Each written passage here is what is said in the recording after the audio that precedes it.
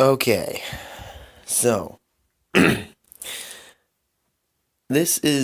have a few things to say before we get started in reading this. Now, the title does not say first reading because I have in fact read this before. It says reading because when I was trying to make the summaries or that type of thing for them, I was like, I don't really want to do that. I want to read them.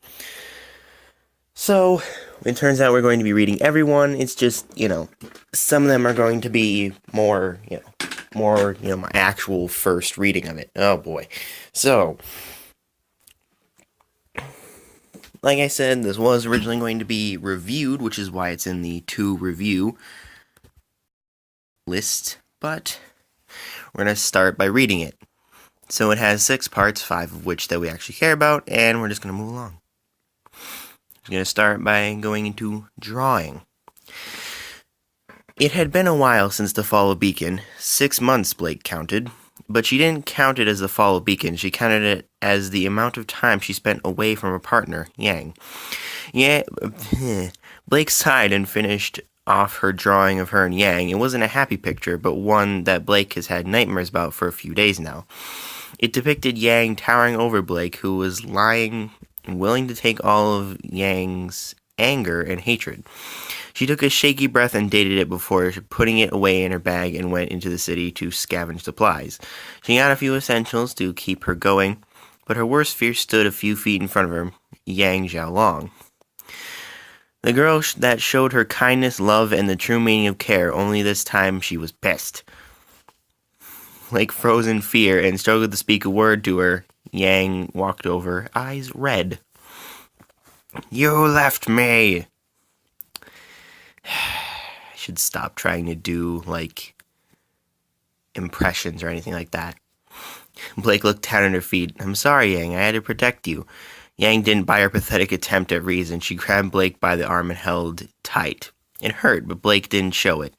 You are not getting out of my sight again. She nodded, and they walked to the place Blake called home.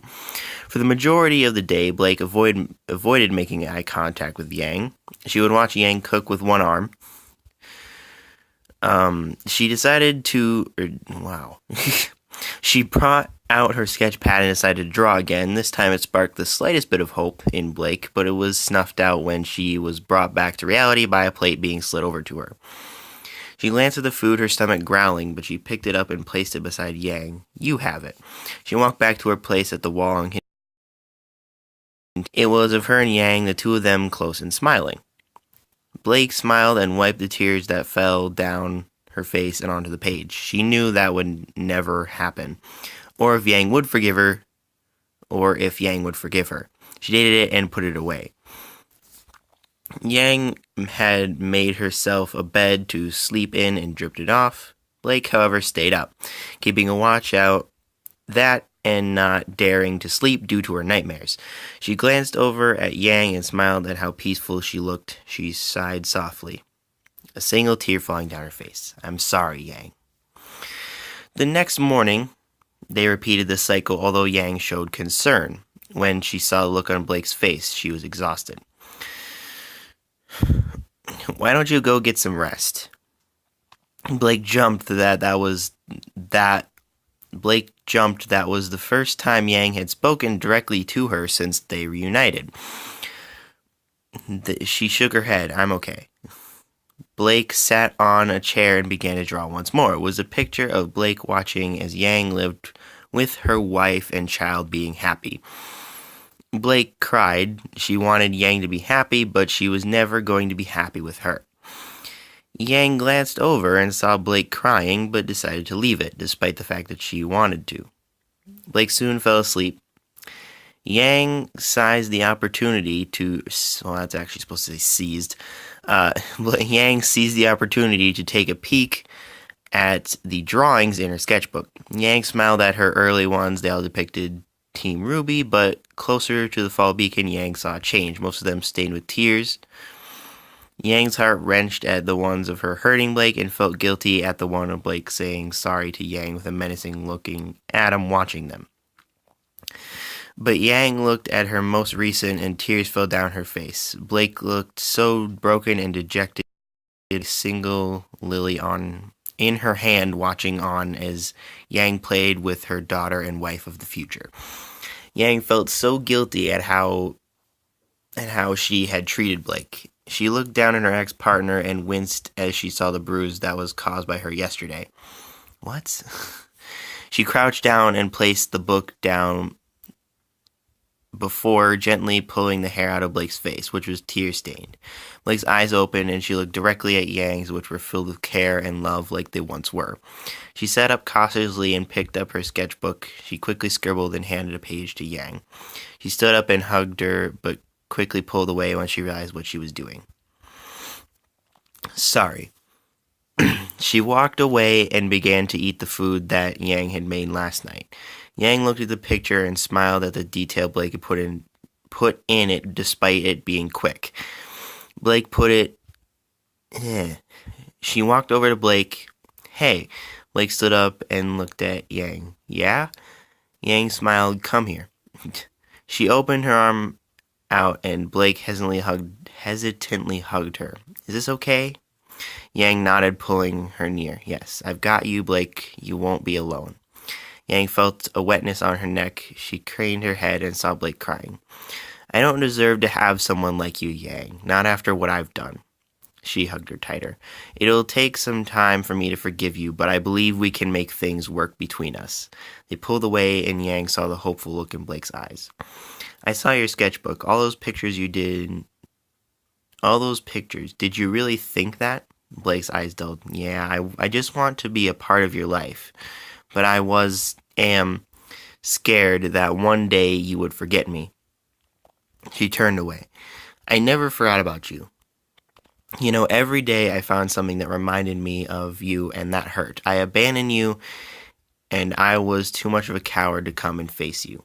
She wrapped her arms around herself. Those pictures kept me sane.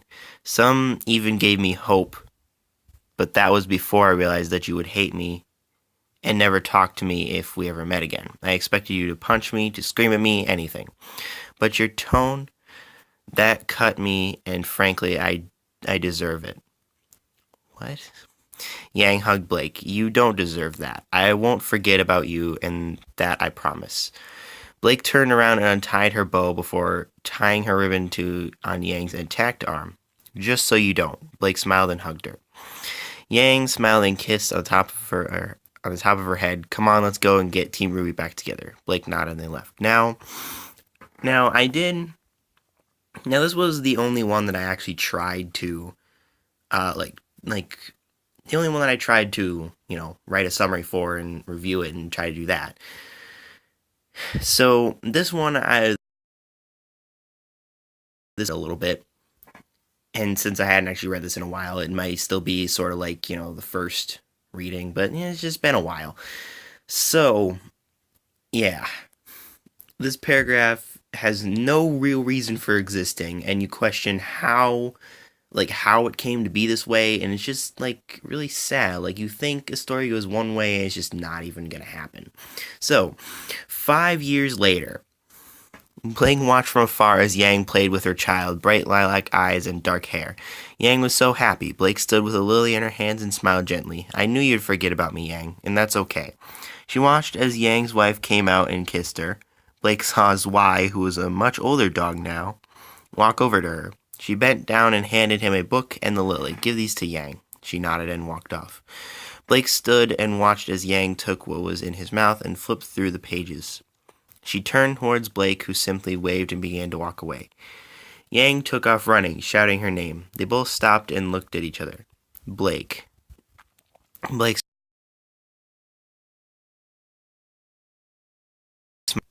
Blake walked over to Yang and cupped her cheek.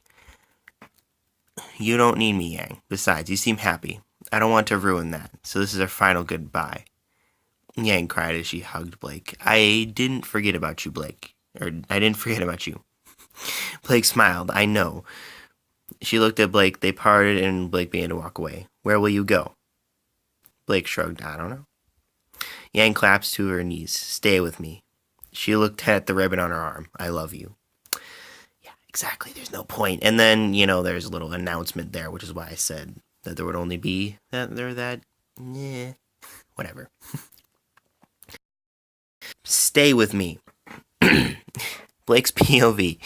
It all happened so fast. I was surrounded by Beowulfs, about to face my death when she came. I was out of ammunition for Gamble Shroud and was completely exhausted. I was about to face my end. But as luck would have it, my blonde beauty came by and saved me. She killed all the Beowulfs in a flash, but not before sustaining some damage herself. I crawled over to her. Yang, stay with me. Come on. She smiled at me. Hey, kitty cat. Long time no see. I pulled out my scroll and called RWBY.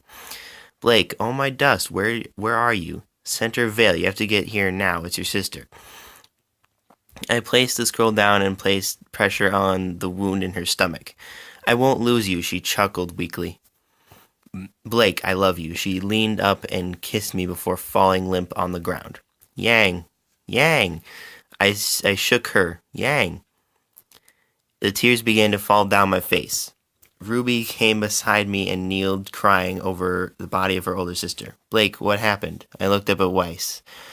She saved me. She came to be, oh my goodness. She came to, I'm guessing, my rescue despite the fact I ran away from her. I leaned down and kissed her cold lips. I love you too, Yang. I will always love you. Oh boy. 3 years later. 3 years down the line, I haven't forgotten about her and what she has done for me. I stood over her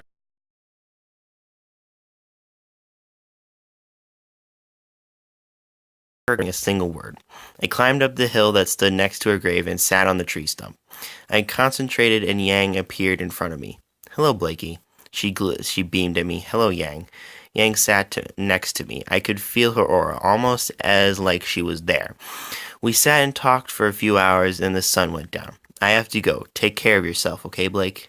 I nodded and stood up. She smiled and hugged me. She smiled, I will always be with you. Remember that. I nodded. Always, Yang. I began to walk down the hill where Weiss and RWBY were waiting for me. Always. Well, a lot of these, really, sad stories right now. Anyways, Cold 1, which is actually Cold Part 1, meaning that this book isn't a book of one-shots. There's a two-shot in here. I don't know if that's technically a word, but whatever. Yang POV. Core blimey. Jeez, this is what this story's gonna be. I yelled, Blake, your feet are freezing. Blake climbed into bed and cuddled next to me. Her feet pressed up against my leg. Since when were you English? I glared at her. Don't avoid the subject. Go and put some socks on. She hugged me tighter. But you're warm, she whined. I struggled against her. And your feet are cold. Go and put socks on.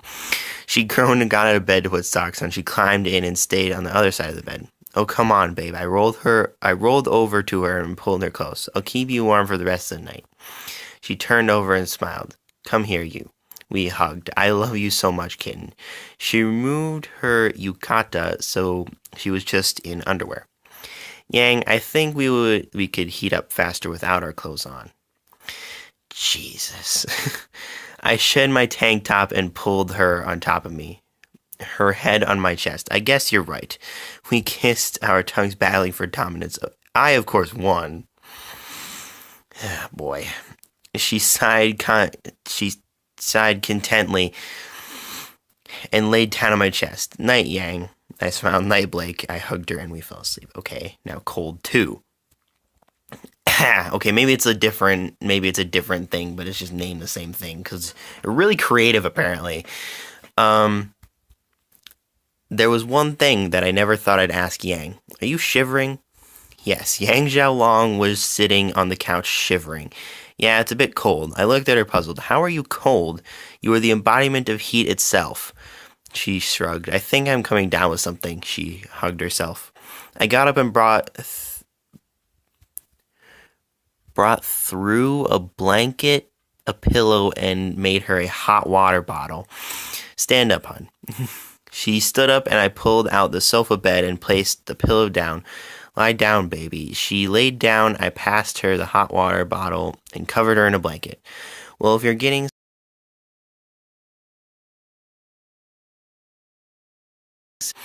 Oh boy. I smiled down at her and nodded. Of course you can. I laid down beside her under the blanket and she pulled me near. Thank you. I grabbed the remote and flicked on the TV. Don't worry about it, baby. Get some rest or get some sleep. I heard a gentle snore. I looked behind my shoulder and saw she was already passed out.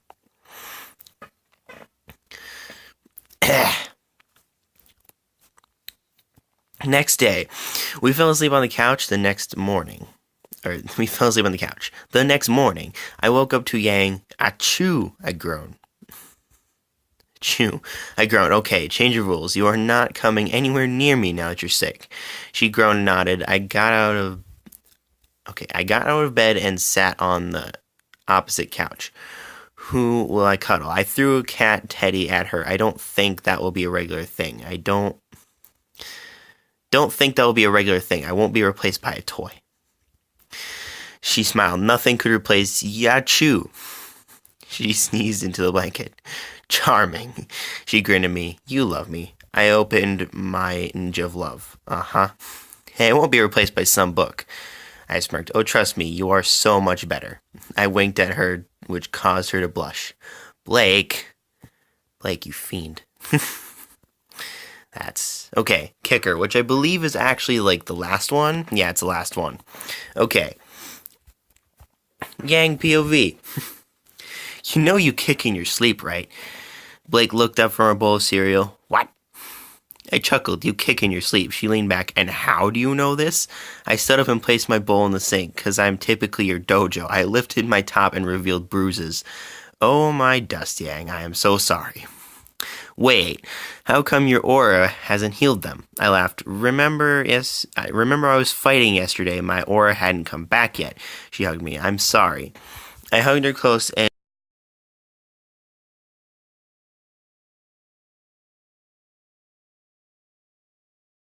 onto the countertop. This is why I love every inch of you. I rubbed her stomach. Both of you. She kissed me. Does Junior here kick?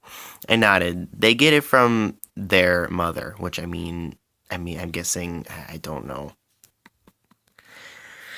Okay. I nodded. They get it from their mother, always chasing mice. She hit the back of my head. I kneeled down and kissed her belly. I can't wait till you arrive. Can't wait till you arrive, my sweet Ditton. Ditton, combination of dragon and kitten. Get out. I laughed and walked out. Yang. I ran back in. What is it? She looked at me. I can't get down. I sighed and helped her down. Sorry. She kissed me and I pulled her close. Come on, I want to cuddle on the couch. And that's it. Well, technically, it's not really it, but I mean, last updated November 3rd of this year. But technically it's over. What just happened?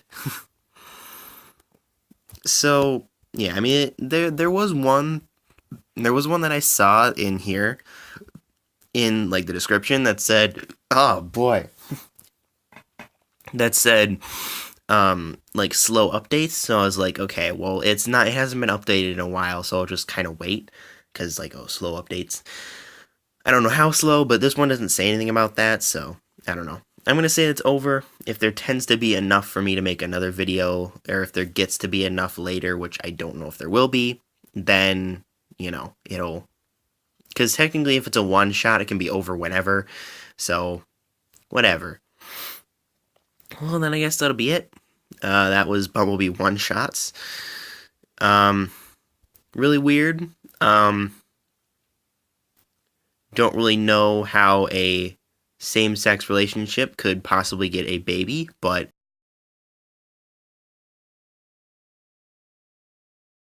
I guess since they didn't like specify like how it happened, then you don't have to question it, because they didn't go against it like I've seen in others, so I'm not gonna worry about it. It's been really weird. It's been really weird in certain others. Anyways, I'm done. Next time we will go through another fan fiction. Well, technically next is a different video, but whatever. Yeah.